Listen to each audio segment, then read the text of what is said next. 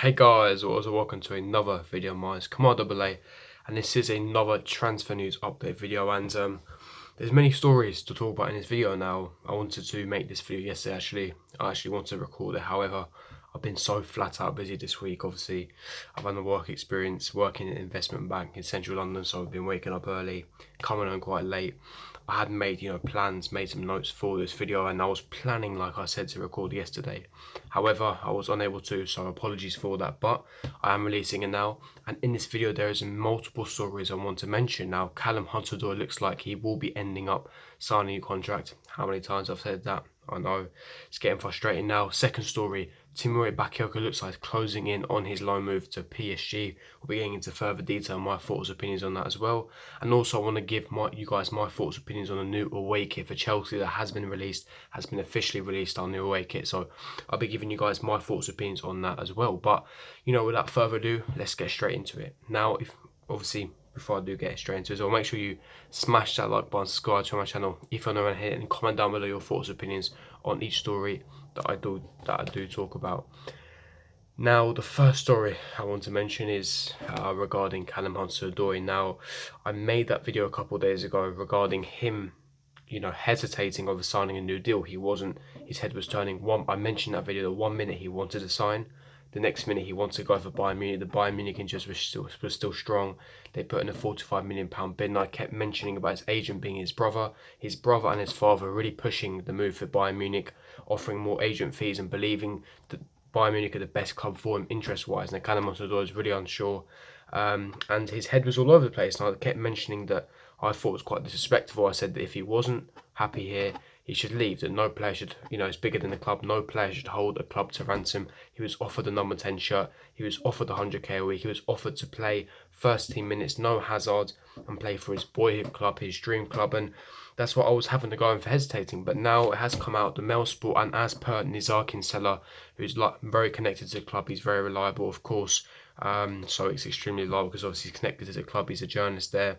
He goes there for press conferences, interviews. He basically stated that he wrote an article on this. He stated that Callum Hudson-Odoi is now very likely to stay after more positive negotiations, and that basically Mourinho is now playing hardball. Now, obviously, Callum Hudson-Odoi's agent, aka his brother, he's basically a bit out of his depth. It's obviously evident that he's very inexperienced, he's out of his depth, and that he's kind of laid his cards out a bit too early. Now, if he was going to be clever about this, he could have negotiated in a better tactic. Now, I'm not claiming to be some professional agent. I've got no experience whatsoever, but surely, logically speaking, that you do it bit by bit and you negotiate in a proper manner rather than laying your cards all out so that you haven't got any pulling power to be able to negotiate more. And Marina's caught him out. She's played hardball here. She's got a massive W.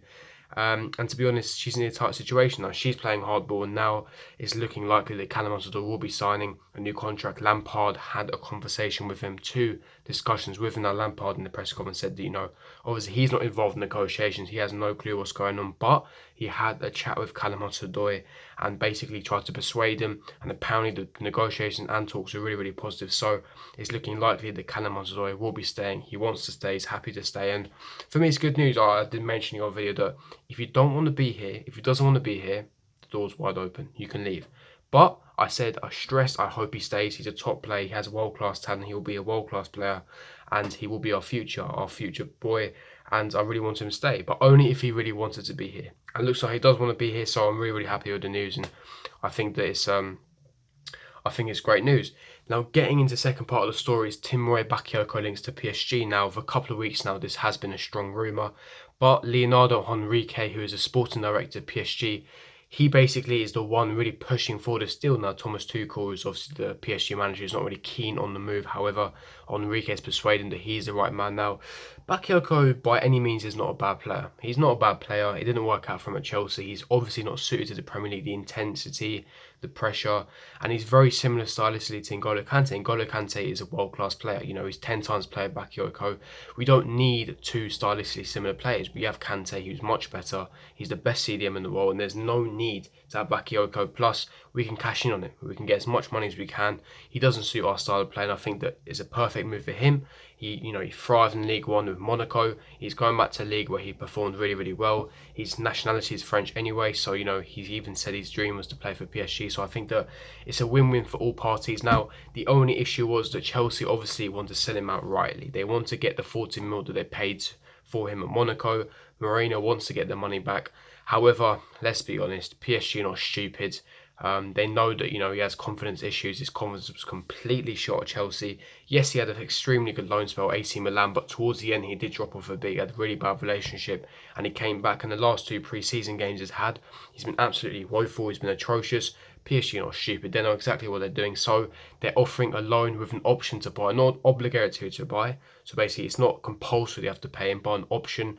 Basically, the exact same loan that for AC Milan. He goes out there for a year, and if it does work out, PSG will take on that option and pay the 40 mil. If it doesn't work out for him, he comes back. All we have to do at this point is pray that he has an extremely successful loan spell, because that way we can finally cash in on him. That way we can finally recoup the money that we obviously originally splashed out on him at PSG. And hopefully we do get our money back for him, because like I said, he's stylistically similar to Kante. We don't need two stylistically similar players. And he's just average, he's not good enough for Chelsea. He doesn't suit our style of play, he doesn't suit the Premier League. And I think that Kante is a much better player, and we don't need Bakayoko. We don't need to keep a player that's going to, block the pathway for youth players, but also a player that's not really necessary to keep anyway. So for me, I think that's a good move to give him to PSG. Like I said, it's unfortunate that we couldn't get, straight money for him, that we have to go for another loan spell, but this time we have to pray that he has a successful loan spell, and then we can put this behind us and he can go to PSG and we don't have to worry about this again. Now, on the final story, I want to talk about the new away kit. Now, obviously, the new away kit was released yesterday officially by Chelsea. Chelsea released a promo video on it as well. And so basically, it's definitely official now. It's on the club store. If you want to go to a club shop, if you want to go to your nearest JD Sports, it's available to buy. A white strip, a bit similar to this 2015-16 kit, white strip with blue and red accents on the sleeves. You've got the collar, which caused a lot of controversy on social media, especially Twitter. Basically, it's got the collar, and it's a bit like this with the buttons as well. You can undo the buttons, you can do the buttons up. It's got the collar as well, red and blue as well. Accents on the collar, accents on the end of the sleeves as well. I'm sure all of you pretty much seen a new away kit, white away kit. Now, I don't mind it being white. I think Nike are a top brand, etc. And I think that, yes, in my opinion, I don't think they've made great kits for us, but they're a top brand. I think I like the idea to have a white away kit, but I just don't like the way they conducted it. For me, it's too similar to the one Adidas made in 2015-16.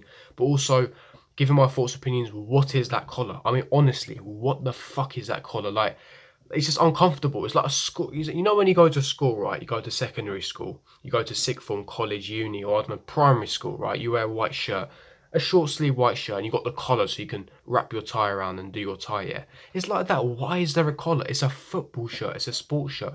I know they're trying to do it for a design to make it look good, but for me, it's a big no. I don't like it personally. Obviously, everyone's going to have different thoughts and opinions. Some people will actually like the collar, some people are going to like the shirt. And if so, I want to hear what you guys think. Do you actually like the white shirt?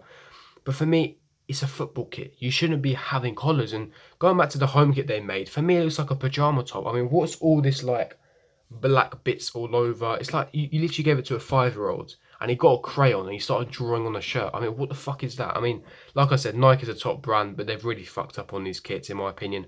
Hopefully they redeem themselves on a third kit when it does come out. Obviously, I'll be releasing that, so make sure you stay tuned for that. But there's rumours it could be a black kit, which I'm gassed for, because from the leaks I've seen from the pictures, it looks very, very nice. But going back to the away kit, like I said, the collar, not for me. Accents are not too bad. Red and blue, I think they're quite decent. Apart from the collar bit, it's a decent kit, but I just think that they could have been a bit more creative with it. The collar really puts me off. If it was just a normal shirt, a V-neck shape with no collar, I would potentially consider buying it, but the collar has completely put me off it, and I won't be purchasing the away kit because obviously 2 reasons. 1, the collar's put me off, and number 2, I've been gassed about the third kit leaks, because if the third kit leaks are true and it is black, I'll 100% be getting the third kit. So really gassed about that, really excited. But like I said, I have to wait and see, and leave me your thoughts in the comment section below. Now, if you want me to rate the away kit out of 10, for me, it's going to have to be a 4.5/5 out of 10. It's decent. I like the white kit. I think the white suits well. And obviously the Yokohama, the white. I like the blue and red accents.